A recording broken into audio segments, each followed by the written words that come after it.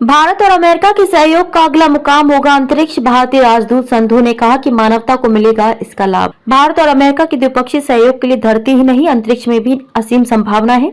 दोनों देशों के सहयोग का अगला मुकाम अब अंतरिक्ष बनेगा। ये बात अमेरिका में भारत के राजदूत तरनजीत सिंह संधू ने कही है। अंतरिक्ष में सहयोग बढ़ाना स्वाभाविक।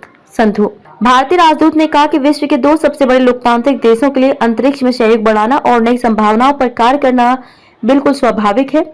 भारतीय राजदूत ने ये बात अमेरिकी समाचार पत्रिका वॉशिंगटन एग्जामिनर के अपने लेख में कही है। संधू ने कहा कि भारत और अमेरिका मिलकर अंतरिक्ष संबंधी फायदे अर्जित कर सकते हैं और उन्हें विश्व के अन्य देशों तक पहुंचा सकते हैं। इस समय भी भारत कई देशों को कई फायदे पहुंचा रहा है।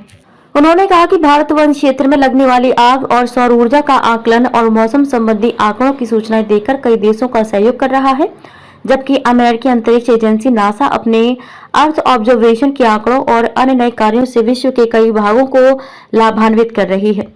दोनों देश मिलकर विश्व को लाभ पहुंचाने वाले कई अन्य कार्य भी कर सकते हैं। भारत अमेरिका सहयोग का अगला मुकाम अंतरिक्ष। संधू भारतीय राजदूत ने भारत अमेरिका सहयोग का अगला मुकाम अंतरिक्ष शीर्षक वाले लेख में लिखा है कि प्रधानमंत्री नरेंद्र मोदी ने भारत के चंद्रयान 3 मिशन की सफलता के बाद कहा है कि यह केवल भारत का नहीं बल्कि पूरी मानवता का है।